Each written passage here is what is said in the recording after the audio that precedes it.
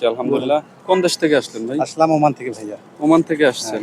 ও, ওখানে কত বছর ছিলেন? ওমানে আমি দীর্ঘ 2014 থেকে আসি। হুম। তার মধ্যে একবার 2 বছর দেশে ছিলাম আর কি। হ্যাঁ, 2 বছর দেশে ছিলাম, আবার পরে নতুনভাবে ঢোকার পর 4 বছর হলো আবার। আচ্ছা। ঠিক আছে, তো আলহামদুলিল্লাহ আছি, ভালো আছি। পরিস্থিতি বর্তমান ওমানের একটু কাজ কামের ভালো আছে, কিন্তু ওই আপনার বিশেষ করে মানে কানুন ঠিক নেই, নিয়ম কানুন ঠিক নেই। ও, কথা বোঝেন নাই?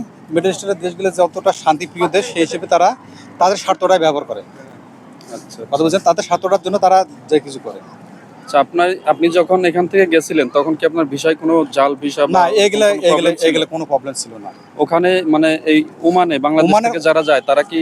ওমানের জন্য একটা বেস্ট ইয়ে দিতে পারবো, এই ভিসাটা, এটা আপনার মনে করেন অরিজিনাল ভিসা পাওয়া যায় এখানে। যদি আচ্ছা। ডব্লিউ কার্ড ভিসা হয়, সেখানে আপনার বাংলাদেশ এয়ারপোর্ট থেকে ওনারা ব্যাক যাবে, এখানেই ধরা খাবে। এখানে জাল ভিসা হলে এখানে এরা ধরা খাবে, এখান থেকে ধরে রেখে ধরে দিবে। এইটার জন্য আমি ওমানে বেশিরভাগ ধন্যবাদ দেই, কেননা আমি যে ভিসা গেছি না, সরাসরি মালিকের কাছ থেকে ভিসা নিয়েছি।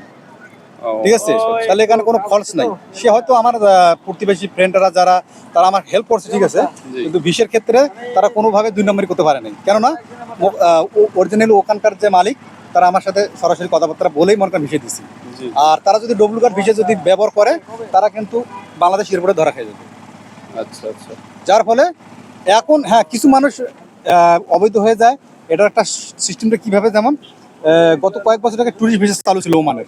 এই ট্যুরিস্ট ভিসা লোকগুলো দেশে গেছে, বুঝছেন, দেশে যাওয়ার পর কিন্তু লোক কিন্তু অতিরিক্ত বেশি। তারপর তারা কি ওইখানকার মালিক ধরে, আমাদের কিছু বাঙালি ভাইয়ের আছে, কিছু ফোরম্যান আছে, কিছু ধরনের মানে লোকেরা আছে, আবার এজেন্সি আছে, এদের সাথে যোগাযোগ করে ওইগুলো টাকা ইনভেস্ট করে তারা মনে করেন ভিসা পতাকা লাগাইছে। কথা বুঝছেন নি? কিন্তু অরিজিনালি আপনার ডব্লিউ কার্ড ভিসার মধ্যে এরা কখনো ওমানে যেতে পারবে না। মানে আপনার টুরিস্ট ভিসা যে ওই দেশে থাকা, হ্যাঁ ওইটা, কিন্তু ইদানিং এইগুলোর জন্য বর্তমান ট্যুরিস্ট ভিসা, ফ্যামিলি ভিসা, সব ভিসা বাংলাদেশে বন্ধ করে দিছে। শুধু বাংলাদেশে না, মোটামুটি ইন্ডিয়ার কিছু ভিসা চলতেছে, কিন্তু আপনার পাকিস্তান, বাংলাদেশ আছে, পাশাপাশি ছোট দেশগুলো আছে, এগুলোর একদমই ভিসা টোটালি বন্ধ। কি জন্য জানেন নাই?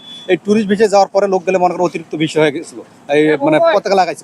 ছোট করে একটা কথা জানতে চাই, সেটা হলো যেমন আমরা সৌদি মালয়েশিয়া থেকে আমাদের অনেক যাত্রী ফেরত আসে, তারা জাল ভিসা নিয়ে যায়, সেই ক্ষেত্রে ওমানে তো এরকম কোনো প্রবলেম? এইরকম প্রবলেম আমি বলতে পারবো না। আর আমি এটা আপনাদেরকে, আমি এই রাস্তা কখনো পড়িনি, কিন্তু আমার জানা মতে ওমানের ভিসা অরিজিনাল লিগ্যাল ভিসা আছে।